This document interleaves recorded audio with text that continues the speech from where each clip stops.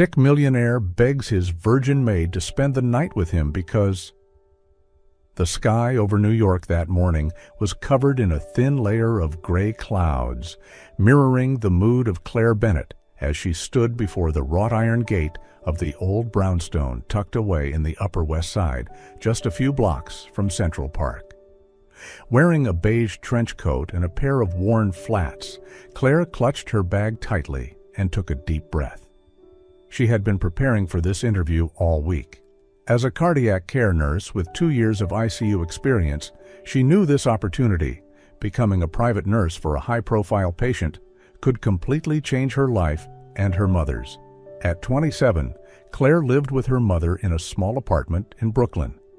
Her father had passed away when she was a child, and her mother, a public elementary school teacher, had worked tirelessly to provide for her. Every step Claire took in her career wasn't just for herself, it was a tribute to her mother's sacrifices. She rang the bell. The gate slowly opened, revealing a woman in her 60s with a straight posture and hair pulled into a neat bun. She wore a simple black dress and carried herself with composed elegance. "Good morning, I'm Claire Bennett. I have an interview scheduled with Mr. Nathan Hale at 9 a.m. Please come in. I'm Mrs. Whitmore, Mr. Hale's housekeeper. He's expecting you in the library." Claire stepped inside onto a quiet garden scattered with autumn leaves. Her footsteps fell softly on the stone path. The 3-story brownstone stood solemn and timeless. Inside, dark wood interiors, aging oil paintings, and towering bookshelves gave the home a hushed reverence, as if time had slowed down here. They stopped before a large wooden door at the end of the hallway. "Mr. Nathan, Miss Bennett is here. Send her in." The voice was hoarse, deep, and soft, like breath wrapped in shadows. Nathan Hale sat behind a large oak desk. He was in his early 40s, wearing a gray turtleneck and a thin scarf. His face, though still handsome with the elegance of a seasoned writer, bore the visible signs of illness: pale skin, sunken eyes, and a labored breath. "Please have a seat. I don't like long interviews, so let's get straight to the point." Claire sat down, keeping her gaze steady despite the nerves tightening in her chest. Sitting before her was a man once renowned across New York for his psychologically layered novels. Now he looked drained, yet carried a peculiar air of control. "I read your resume. Solid experience, non-smoker, no family ties. I need someone who can stay full-time and isn't afraid of death." That last word made Claire pause for a heartbeat. "I worked in the ICU, Mr. Hale. I know exactly what end-stage heart failure looks like. But I believe this job isn't just about the condition. It's about the person." Nathan looked at her for a long moment. For the first time, his gaze softened. He didn't say another word, just gave her a small, silent nod. The silence in the library remained unbroken, except for the steady ticking of the wall clock. Nathan leaned back gently against the chair, one hand resting on his chest as if trying to control his breathing. "I have dilated cardiomyopathy, diagnosed 3 years ago. I've been through every treatment protocol available, but now my heart is giving up. I'm on the transplant list, but no one can say when, if ever, that call will come." Claire nodded, her expression professional, but never cold. She had seen many patients in the ICU with the same condition. Still, hearing it spoken aloud by the patient himself in such a calm and resigned tone made her chest tighten slightly. "So my main responsibilities would be monitoring medication and vitals?" she asked. Nathan nodded. "And sometimes, when I'm too weak, I'll need help walking or eating. Nothing extreme. I have a private physician and Mrs. Whitmore handles everything else." Claire opened her notebook and began jotting down notes. Nathan watched her quietly, as if studying her, then suddenly asked, "You're young. Why choose a job like this? Isn't it confining?" Claire looked up, answering simply, I chose this profession because I want to be there for people when they need someone the most. I don't feel confined. I feel like I'm doing what I'm meant to do." There was a brief pause. "There's one thing I need to make clear," Nathan said, his tone slower now. "I won't accept pity. I know I'm dying, but I won't be treated like a man who's already dead." Claire gave a faint smile, not out of politeness, but understanding. Many of her past patients wanted only one thing, to retain their dignity. "I'm not here to pity you, Mr. Hale. I'm here to help you live as well as you possibly can. Nothing more, nothing less." Nathan was quiet for a moment, then let out a soft chuckle.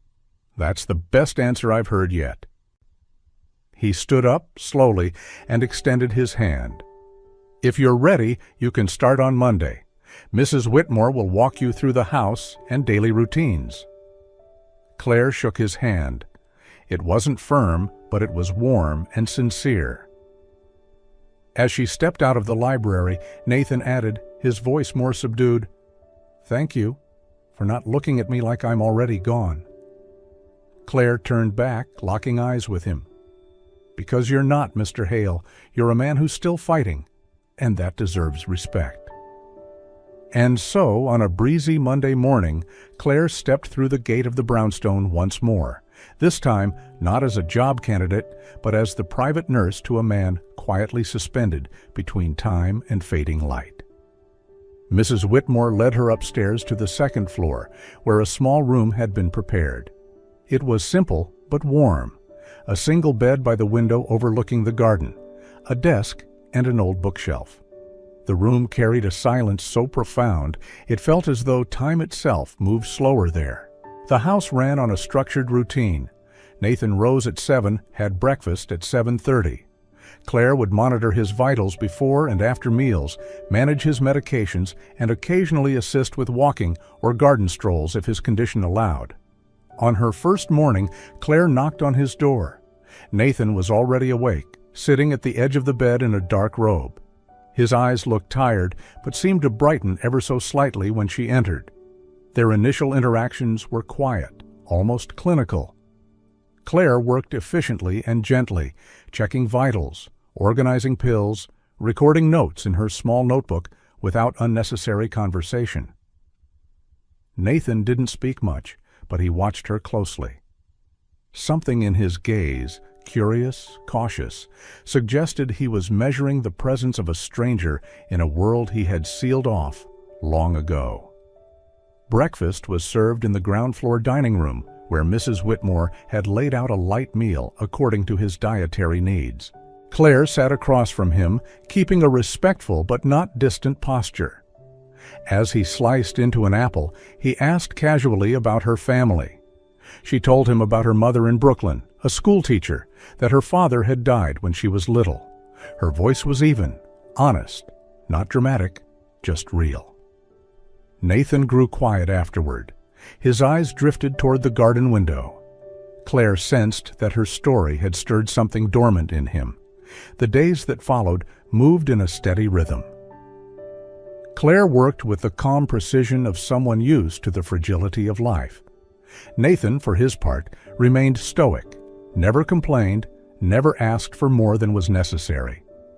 Still, in small moments, an afternoon when she brought books to the library, a morning when he felt well enough to walk briefly in the garden, they began to build something quiet between them. Not a friendship, not yet, but a rhythm, a familiarity, a shared silence that felt less empty with each passing day. Then one evening, as Claire reorganized his medications, Nathan began to speak. He spoke of his years traveling for writing, of endless book signings, of a mother who had raised him alone after his father's death. His voice was subdued, not nostalgic, not emotional, just someone peeling back layers that had long gone untouched. Claire didn't interrupt. She listened, and in his words she heard not just stories, but what had been left unsaid for years: regret, solitude, and the creeping fear of a man once too proud to admit vulnerability. She didn't comfort him. She didn't advise. She simply stayed, quiet, present, like a steady heartbeat holding space in the fragile pause between life and loss. Rain fell steadily through the night. Outside the brownstone, it tapped relentlessly against the windows, like a melancholic rhythm playing on repeat. Inside, the house was still, cloaked in sleep and low hallway lights. Claire awoke at 3 a.m. to the sharp beeping of the emergency alert from Nathan's monitor. She didn't hesitate. Throwing on a coat, she ran down the hall toward his room. The door swung open to reveal Nathan slumped in the armchair by his bed, clutching his chest, his breathing shallow and erratic. His skin was pale, his forehead beaded with sweat. Kneeling beside him, Claire felt for his pulse. It was chaotic, rapid, and weak. His blood pressure had plummeted. This wasn't a warning sign. This was a full-blown heart failure episode. She reached for her stethoscope, checked his lungs, and gently called to him. "Nathan, can you hear me? I need you to stay with me." Deep breaths. He nodded faintly, unable to speak. Claire administered an emergency vasodilator, her hands moving swiftly, her focus razor-sharp. With the other hand, she called for an ambulance. Every move was instinctual, a rhythm born from years spent standing between life and loss. 12 minutes later, the ambulance arrived. Claire rode with him, sitting at his side, gripping his hand as though her touch could tether him to the present. Through labored breaths, he whispered, If I don't make it." Claire squeezed his hand tighter, firm and unwavering. "Don't. You will. I won't let you go." At the hospital, the ER team took over immediately. Claire relayed his condition, the medications administered, the vitals, quick, clear, precise. Claire didn't leave the hospital that night. She stayed beside Nathan in the quiet ICU room where the rhythm of ventilators and heart monitors echoed like a quiet beat, inside emotions that had yet to be named. The soft white light cast across his pale face made him look both fragile and strangely peaceful. No one had asked her to stay. No rule required it. But she stayed, not as a nurse bound by duty, but as someone who simply couldn't walk away from the person lying unconscious in front of her. She adjusted his blanket, checked his IV, then settled into the chair beside his bed. Sometimes she just sat silently, watching the rise and fall of his chest. Other times she bowed her head in quiet prayer. Each passing hour was a small victory of hope, subtle but real. By 4 a.m., Nathan had stabilized. He was still in critical condition, but breathing better with oxygen and IV meds. Claire sat in the hallway, her back against the wall, staring at the closed ICU doors. When the attending physician emerged, she stood up. "He's stable for now. You acted fast, Nurse Bennett. That likely saved his life." Claire only nodded. There was no pride in her chest, only a silent ache where fear and affection had begun to blur. When Nathan was moved to a private ICU room, Claire followed. No one could convince her to leave. Mrs. Whitmore called, concerned, but Claire simply said she was exactly where she needed to be. Near dawn, as Nathan shifted slightly in restless sleep, Claire instinctively reached for his hand, holding it gently, just enough so that, even in unconsciousness, he would not feel alone. "Claire?" His voice was barely a whisper. She woke instantly, as if on reflex from years of ICU conditioning. "I'm here." "You didn't leave?"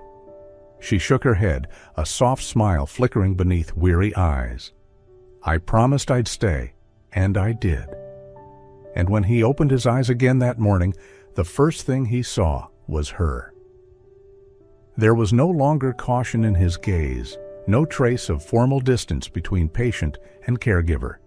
In his eyes was something softer, trust, quiet and deep, the kind of trust given only to someone who stays when it matters most. Claire smiled faintly, and for the first time, Nathan smiled back, not out of politeness, but from genuine gratitude. Bathed in the pale morning light and the steady rhythm of the heart monitor, they said nothing more. But in that silence, something between them had shifted, permanently. After that fateful night, something shifted, quietly, without drama, as if an invisible door between Claire and Nathan had opened just enough to let in a sliver of light. Nathan began to speak more, not in long conversations, but enough for Claire to sense that he was growing used to her presence. One early morning, Nathan sat in the library, his gaze fixed on the misty garden beyond the window. Claire had just poured him a cup of tea when he suddenly spoke, as though he'd been thinking about it all week. "You mentioned your mother. Why don't you invite her to have lunch with us sometime?" Claire was momentarily surprised, then smiled. "I think she'd be nervous. She's never been in a place like this." "Then let her know this place feels warm, because you're here." A week later, on a gentle Sunday afternoon, Mrs. Rose Bennett arrived at the brownstone. She wore an old navy blue dress, neatly pressed, her hair pulled into a tidy bun. Her hands clutched a small leather purse as she stepped into the hallway. Claire greeted her with a warm hug. "Breathe, Mom. He's very kind." Nathan welcomed her with a calm, courteous smile. "It's a pleasure to meet you, Mrs. Bennett. Claire speaks very highly of you." "Thank you for trusting her." Lunch was simple but thoughtful. Mrs. Whitmore served vegetarian lasagna, Claire's favorite, alongside a fresh salad and chamomile tea. During the meal, Nathan asked Mrs. Rose about her years as a teacher, her students, and what it was like raising a daughter alone in a city that never rested. She was hesitant at first, but Nathan's sincerity gradually melted away her reserve. When he spoke of how Claire always seemed to appear right when he needed her most, her eyes shimmered with quiet pride. After lunch, Claire led her mother into the garden for a short walk. Roses bloomed under the soft afternoon sun. Mrs. Rose held her daughter's hand and looked at her the way only a mother could, with gentleness, understanding, and something deeper this time. "You're in love, aren't you?" Claire froze slightly, her head bowed. "Mom, You don't have to say it. I see it in the way you look at him. There's something in your eyes I've never seen before." Claire sat down on a wooden bench beneath the old oak tree, her hands clenching the fabric of her dress. "I don't know how to feel. He's my patient, and I'm the one caring for him." Mrs. Rose sat beside her, her voice soft. "There is a boundary, yes, but not all boundaries are meant to keep feelings out. You can remain professional, but your heart is your own." Claire looked up, her eyes glistening. "I know, but he's very sick. He might not make it. If I let myself love him, and then lose him?" Silence. Then her mother gently squeezed her hand. "It's better to love once and hurt than to go a lifetime never knowing what love truly feels like." Claire didn't respond aloud, but deep inside she knew her mother was right. Her mother's words still echoed in Claire's mind as she returned to the brownstone that afternoon. She had no idea that just hours later her heart would be forced to choose between the safety of silence and a confession that could change everything. Around 6 p.m., the landline in the library rang. Claire reached for it, but Nathan stood up, slowly, deliberately. A rare call he wanted to take himself. It was Dr. Sanders, his personal physician.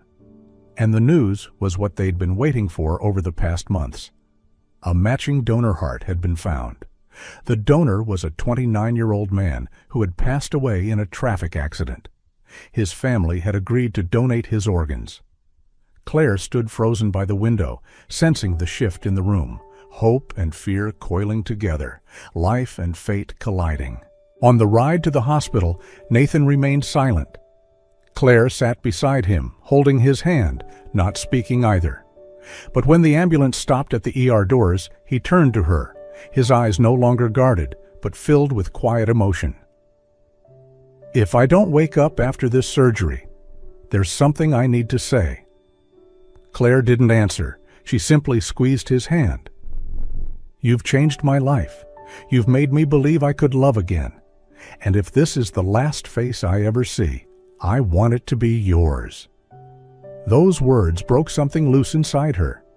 Claire tried to stay composed, but her voice trembled as she replied, "You don't get to say your last words yet, Nathan, because I haven't said my first." She took a deep breath, as if every word had been waiting its turn to be spoken. "I love you. I don't know when it happened. Maybe when you talked about your mother, or when you called my name in your sleep, or maybe it was the moment I realized I wasn't just your nurse.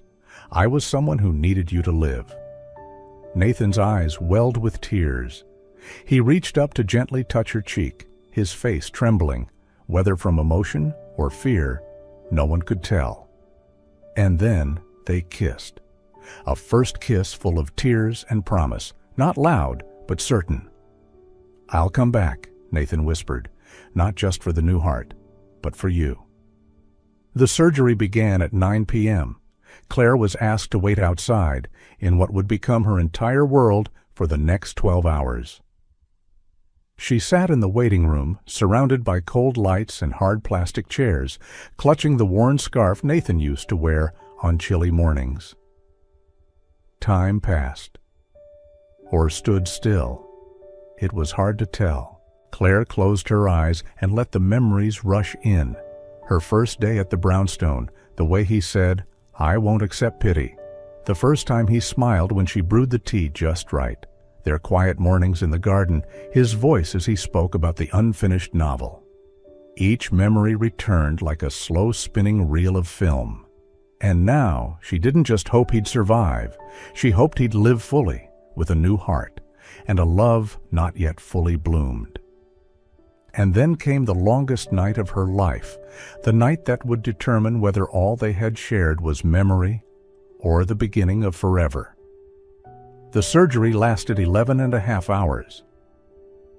When Dr. Sanders stepped out of the operating room, exhaustion on his face but a quiet triumph in his eyes, Claire shot up from her seat.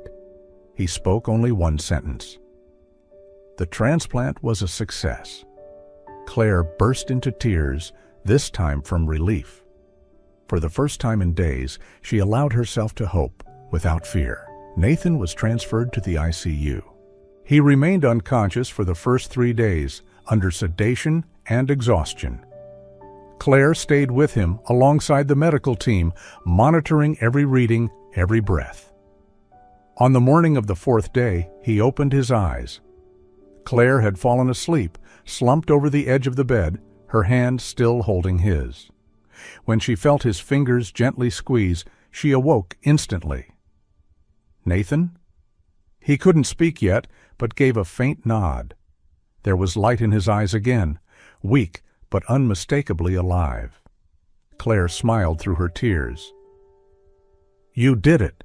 Your new heart is beating, and you're still here." He furrowed his brow, managing a whisper. "You're still here." She leaned forward, resting her forehead gently on his hand. "I told you I would be." Recovery took nearly a month. Nathan slowly relearned how to breathe deeply, walk without help, eat fully, and sleep through the night without waking in pain. Claire was with him every step, not just as a nurse, but as a constant part of his new rhythm of life. They spent time reading together in the library, listening to classical music in the afternoons, tending to the garden on sunny days. Small acts, yet they carried immense meaning now. When Nathan was finally discharged, the brownstone felt transformed. Mrs. Whitmore had filled it with flowers, rearranged the furniture just slightly, as if welcoming someone new home. Claire helped him settle onto the sofa by the fireplace. She fluffed the pillow behind his back, her hands moving with the familiarity of daily care. For a moment, they sat in silence, the kind that wrapped around them like a warm blanket. Nathan watched the flicker of the firelight in her eyes and realized he no longer feared tomorrow. "Welcome home," she whispered. Nathan took her hand, his eyes brighter than she'd ever seen. "Claire, this isn't home anymore if you're not in it. Would you let this be ours from now on?"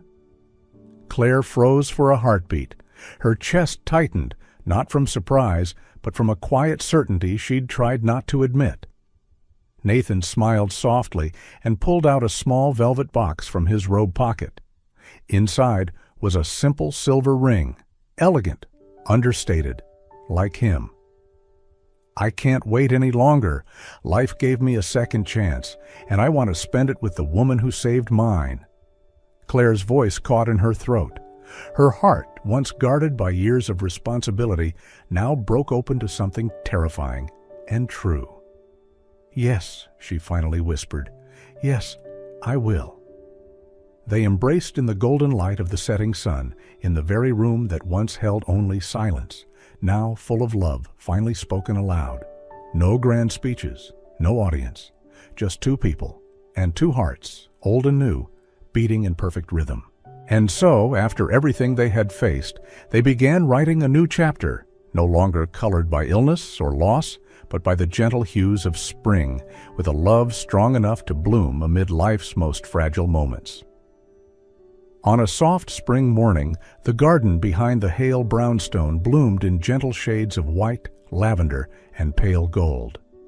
The very flower beds Claire and Nathan had tended during his recovery now blossomed in full, like their love, born from pain and nurtured with patience.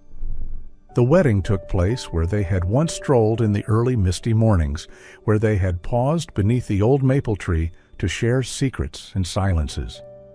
Now that very spot was transformed, an arch wrapped in wildflowers, white chairs arranged in a semicircle, and a petal-strewn path as delicate as breath.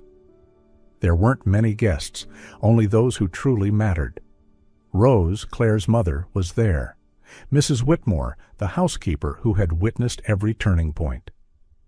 Dr. Sanders, the man who had guarded Nathan's heartbeat. A few lifelong friends from both sides completed the circle. It wasn't formal. It was warm, intimate, like a family gathering with deeper meaning. Nathan stood beneath the floral arch, wearing a simple charcoal suit, his eyes never leaving the figure walking toward him. Claire wore an ivory dress, elegant, understated, like her. In her hands she carried a bouquet of garden flowers, the same ones Nathan once said, "Look just like you, gentle and unassuming." As she reached him, Nathan took her hand, his eyes reflecting a sky that had just cleared after a long storm. The officiant spoke only briefly, then invited them to share their vows. Nathan looked into Claire's eyes, voice steady and low. "You came into my life when I thought it was nearing its end. You didn't just help me survive. You taught me how to love, how to hope, how to believe in tomorrow. I promise I won't waste a single heartbeat because you gave it a reason to keep going." Claire smiled through tears, replying softly, "You entered my life like winter wind, cold, honest, unrelenting.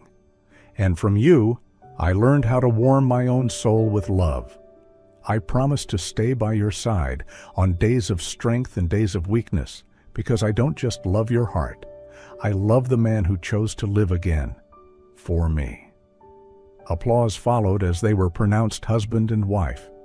This kiss was no longer a promise, it was a beginning, a step forward on a path that would no longer be walked alone. Spring wind swept through the garden, carrying the scent of blooms and the whisper of something deeper, that love may not be magic, but it is powerful enough to heal what once seemed unfixable. Not long after the wedding, as life gently settled into a new rhythm, Nathan and Claire began to look further ahead. They realized their love wasn't meant to be just a happy ending, but the beginning of something greater. It was in their familiar kitchen over afternoon tea that Nathan first voiced the idea.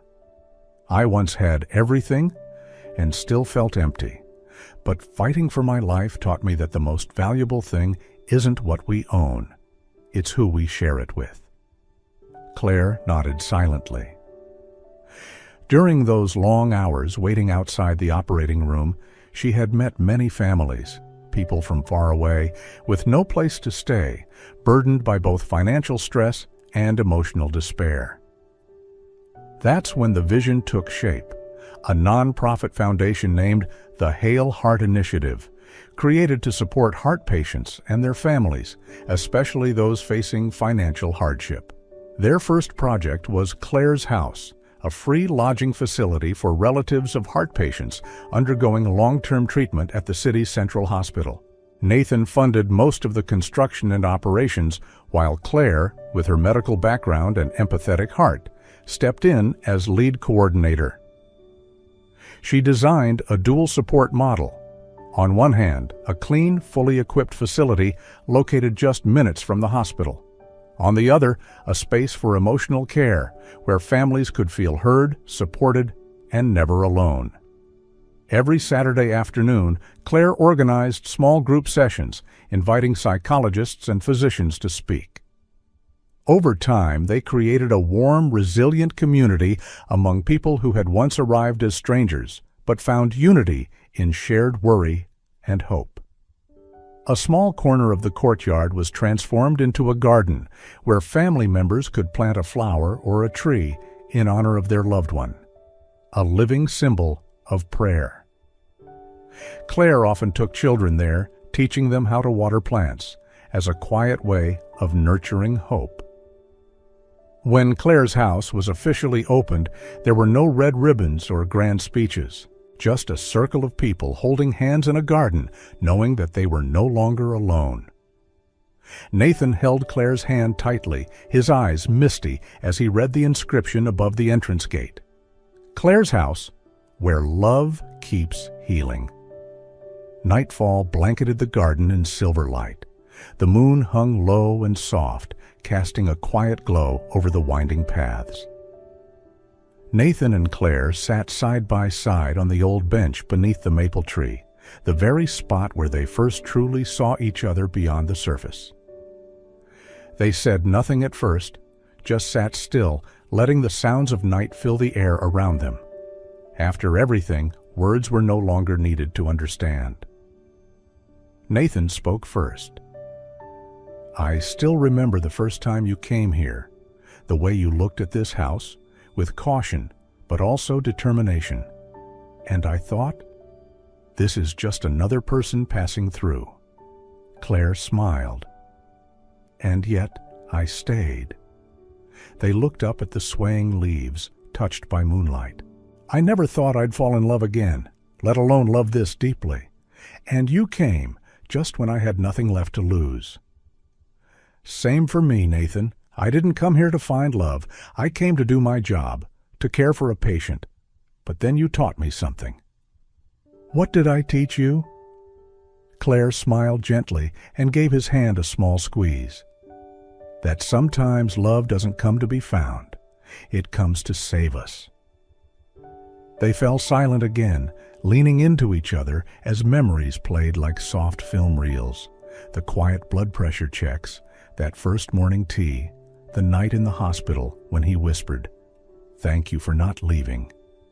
Now they were here, healthy, in love, and truly alive. Nathan held her hand a little tighter. "You gave me a second life, Claire." She turned to him, her eyes full of a tenderness that needed no name. "No, Nathan, it was love that did that." Above them, the moon continued to shine. And beneath the tree, two souls who had once carried pain, who had survived the edge of loss, now rested in stillness, whole and at peace. They didn't need to say anything else. The silence between them spoke of everything they had endured and everything they still hope to become. Because love doesn't need a reason. It doesn't wait for the perfect time. It arrives quietly, exactly when we're brave enough to live again.